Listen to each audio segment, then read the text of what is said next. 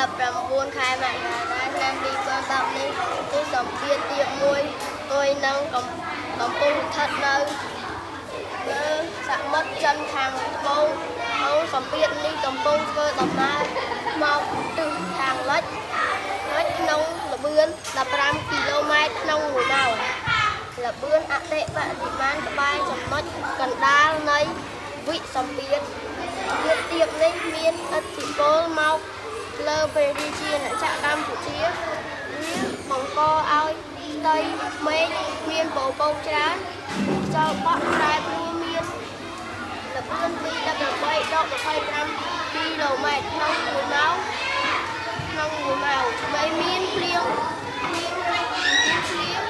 មួយឈុំដោយកន្លែងនៅតាមបណ្ដាខេត្តមួយចំនួនដូចជារ